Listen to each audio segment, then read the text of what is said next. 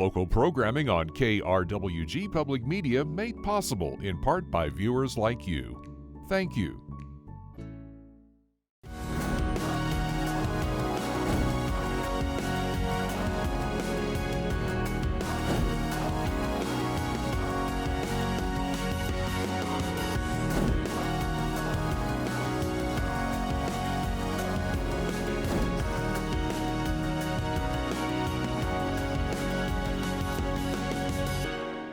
Hello and welcome to Fronteras, a Changing America. I'm Anthony Moreno. Today on the program, we learn more about a new report that shows how much money the alcohol industry has spent on political activities. But first, we look at the issue of drunk driving in New Mexico. The state has one of the highest alcohol-involved driving deaths in the country. Johnny Coker reports on local efforts underway to address the issue. New Mexico has one of the highest rates of alcohol-involved driving deaths in the nation, a problem that advocates and legislators alike are trying to address. The Mesilla Valley DWI Resource Center is a nonprofit organization in Las Cruces that educates offenders about the fatal consequences of driving intoxicated. Robert Nieto is the head of the Resource Center. He began his involvement after his son was killed by a drunk driver. People that participate have been convicted of a DWI and they're court mandated to participate in the Victims Impact Panel program. In New Mexico, our state is weak in enforcing DWI convictions. The sentencing, the fines are very weak. You have people that come into this program and they're in their 4th, 5th, 6th DWI, and even though the law states, if you're a 3-time offender, you're going to do like 18 months in prison. But it doesn't happen.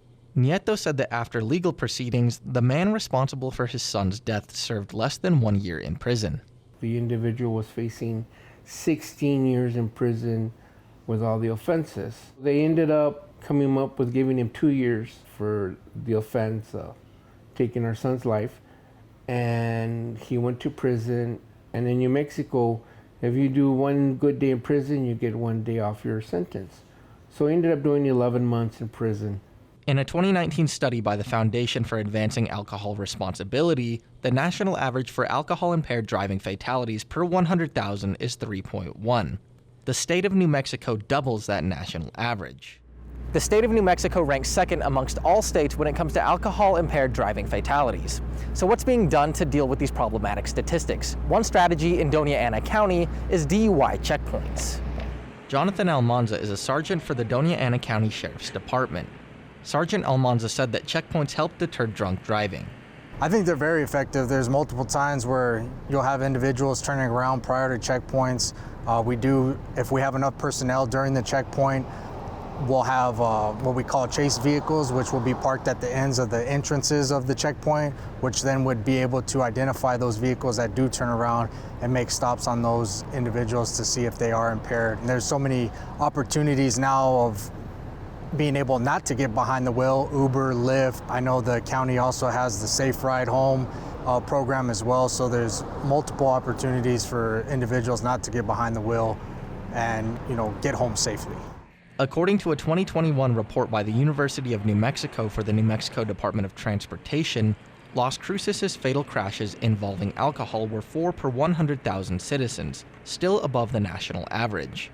According to New Mexico State Representative Joanne Ferrari, who initially founded the Mesilla Valley DWI Resource Center, reducing alcohol-related road deaths can be achieved through legislation. Right now, we are looking at raising the alcohol excise tax, which should help to reduce consumption, as well as generate funding to go into programs such as the local DWI programs that exist now, to behavioral health programs throughout the state, some innovative things for prevention, media awareness, treatment, and recovery. Ferrari said that beyond raising taxes, more needs to be done in terms of awareness and enforcement. We need to do more prevention, but also our awareness programs tied to enforcement. The awareness of enforcement and people knowing how much it's going to cost them if they get a DUI, and making sure that those penalties are enforced, and also include, we have a lot of potential through our drug courts to make sure that people are referred to treatment and accountable to the courts. As for Robert Nieto, he said that stricter penalties for repeat offenders are something that he hopes to see in the future. Our legislation in the state of New Mexico really needs to change our New Mexico DWI laws. And I think until they do that, I think it's when New Mexico will have an impact on DWI. Nieto said that while he's disappointed in the state's legal system, he's confident that his work with the DWI Resource Center has helped offenders on their path to recovery. For KRWG Public Media, I'm Johnny Coker.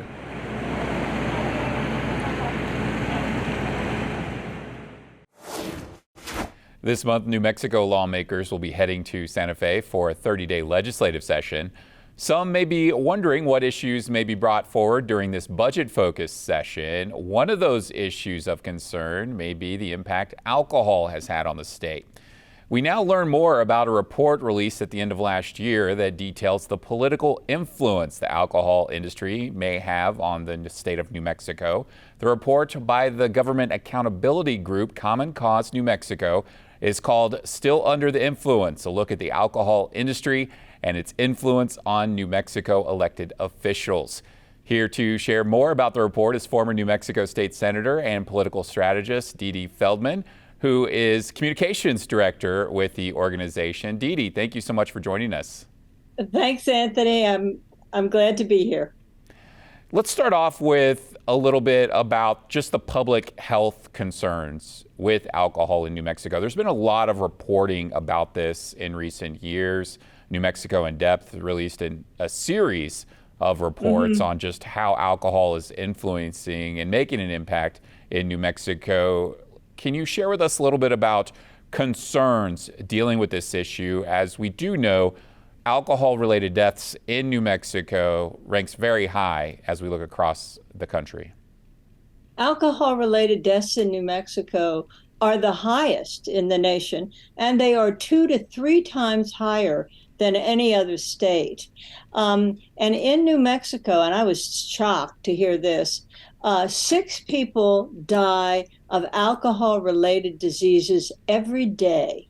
Every day. Think of it. And, we used to think of this as DWI, but actually DWI is only a small proportion of this. There are suicides, there are health-related cirrhosis of the liver, there's fetal alcohol syndrome. There are all kinds of things that we don't think of, but which are very costly to the state. Also, remember that a lot of the folks that are subject to these illnesses are on Medicaid, or they lose days on the job. And I think it's been estimated that it costs New Mexico $2.2 million every year in alcohol-related illnesses. And that amounts to, we found, $2.77 that the public pays for every drink that is taken in New Mexico. The report definitely mentioned some concerning issues. From 2000 to 2021, there's been some data out there that shows deaths related to alcohol rose with working age individuals in New Mexico. Yes. Certainly some concerns there when we're talking about folks who are residents and contributing to communities across the state. Yes, it got worse during the pandemic. I think that those were the pandemic years that you're mentioning, and it has definitely gotten worse. It is compounded also by the fact that in New Mexico, about I think there's been like over 100,000 people a year are sort of diagnosed with serious alcohol-related illnesses, and 3/4 of them cannot get treatment. We have a shortage of providers of behavioral health, and so these folks are largely untreated, which is really a shame, because that money to fund treatment programs could come from an alcohol tax rather than the general public paying for it.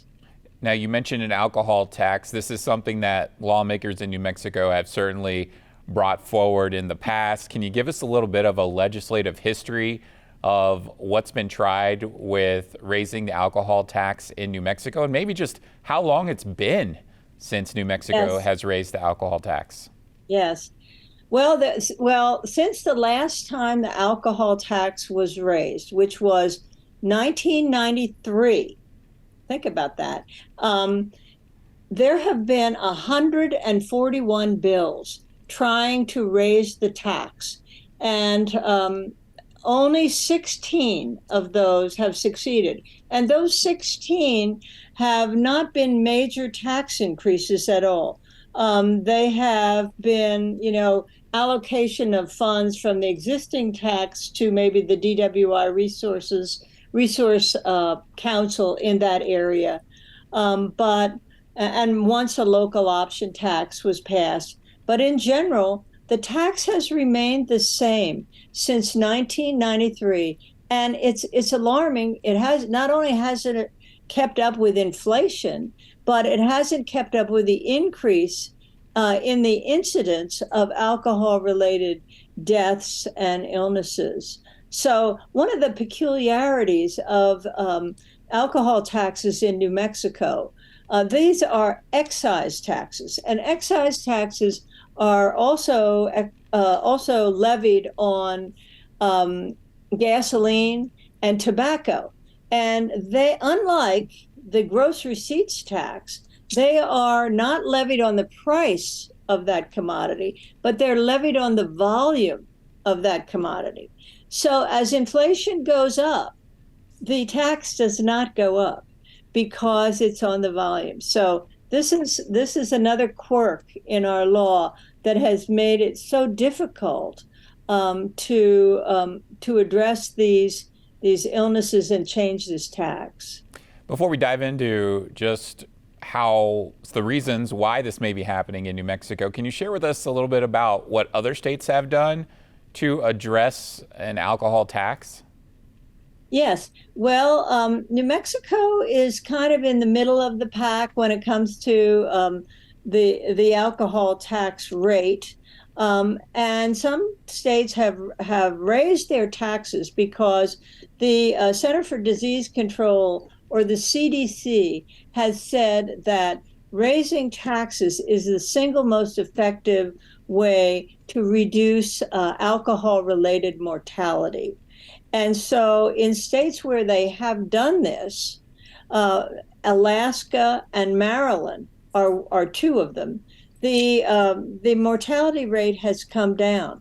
There was one western state, Wyoming, that dropped the tax on alcohol, and their alcohol mortality rates increased. So those are three of the states that I know about. The report lists some detailed spending that's been going on for political activities by the alcohol industry in New Mexico over a 10-year period from 2013 to 2023. Over $2.6 million has been spent by the industry on political activities, according to this report. Just how prevalent and powerful is the industry in Santa Fe?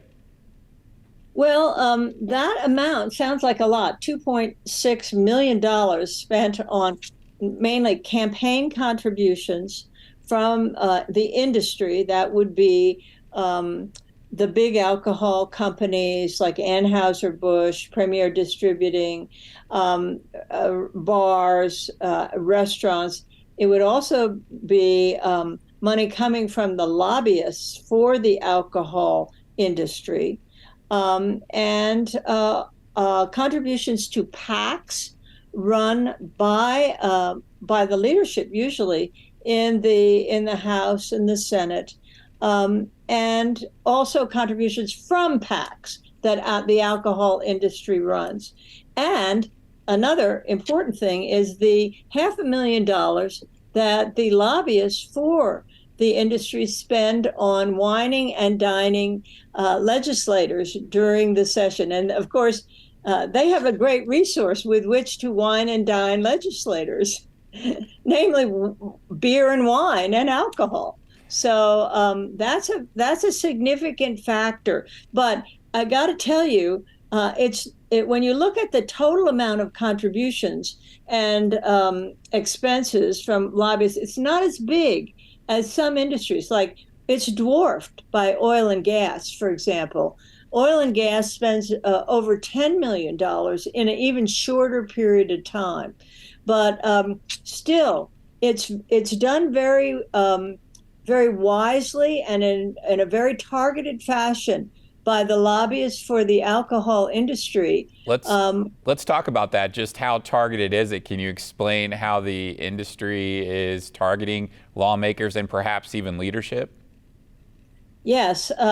Lobbyists in New Mexico, we have what is called a citizen legislature. I call it a volunteer legislature, in which there is no salary.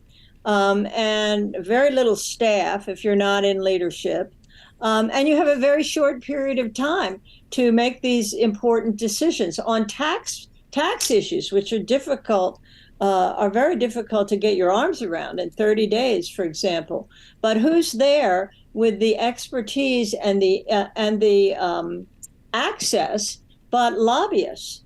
And so the lobbyists for the industry understand the process. They understand because they're some of the best, most well-known lobbyists in Santa Fe. And some of them are children of former lobbyists. Some of them are related to legislators. And they know how a bill moves through committee.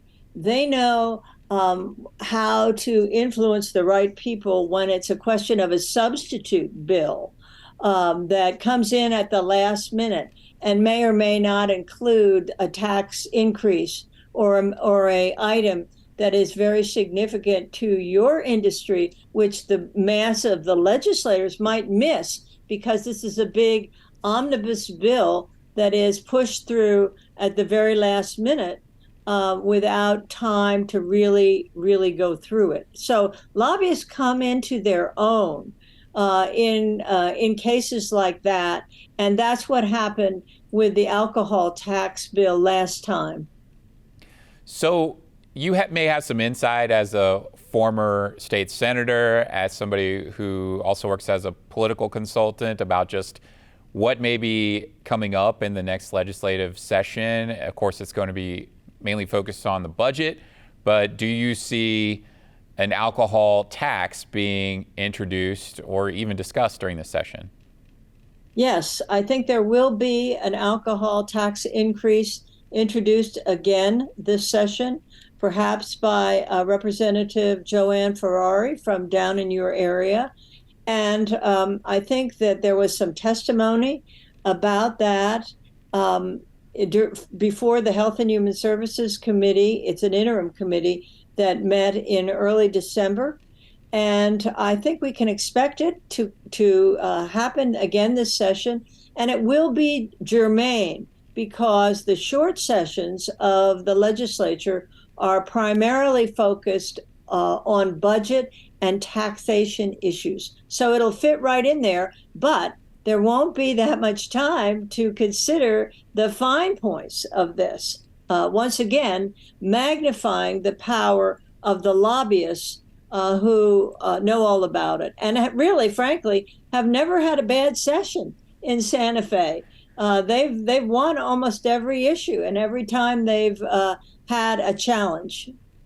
Well, we can certainly dive into a lot with that issue right there and how lobbyists impact legislation in our state. But I want to ask you, there may be some local businesses and breweries who may be concerned about an alcohol tax being levied upon them and how that may impact their bottom line. Local businesses that may be helping grow the local economy in their smaller communities. We've seen breweries and distilleries get established in recent years in rural communities across New Mexico. How do you respond to those business owners, those local business owners who may have concerns about an alcohol tax? I think those are valid concerns, number one. I think they're very valid concerns. And I think there's room for compromise between the public health advocates and those that run breweries, for example. Breweries are in every district, every legislator's district, every senator's district, and they make their voices heard in Santa Fe. But I think we have to realize also that breweries, since and homegrown craft breweries, so to speak, they have gotten preferential treatment. In 2019, there was a bill that was introduced and passed overwhelmingly in the legislature that actually reduced the taxes on craft beer and wine and cider, hard cider. And so they've already been given some preferential treatment in the name of economic development.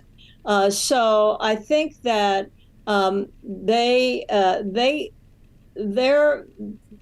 there's a concern there that they are actually part of our forward economic development. But it's all about how the legislation is written.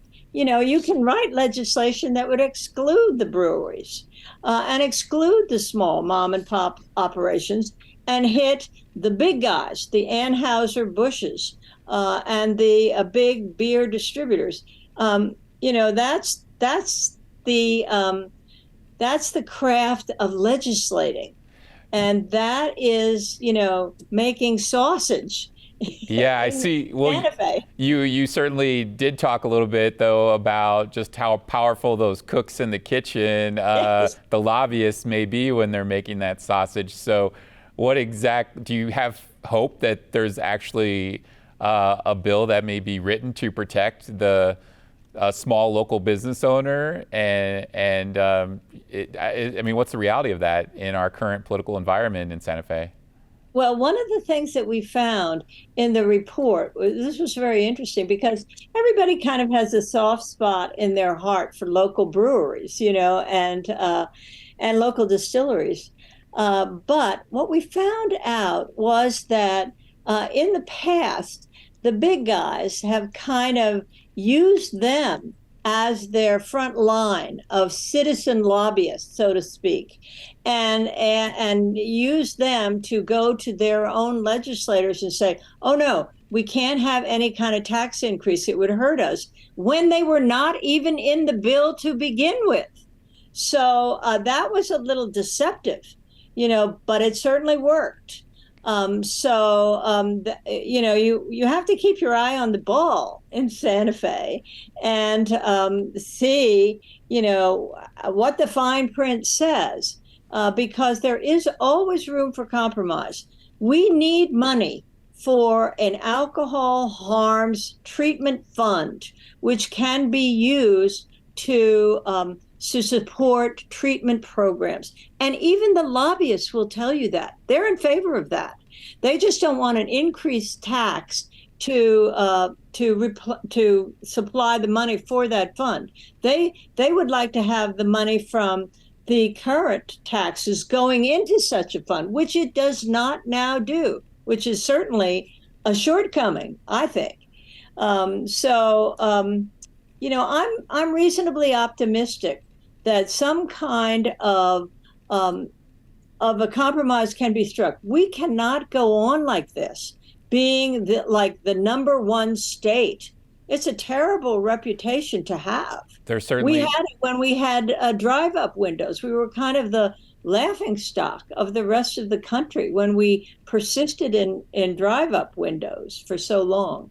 There's certainly a lot of concern from public health advocates in the state, and with that issue with public health, I think it's also important to note that there may be other industries that may be concerned with this, hospitality industry, tourism industry as well. That's right. But we only have a couple minutes left with you, so I kind of want to pull the lens back a little bit just and talk about the legislative system and transparency.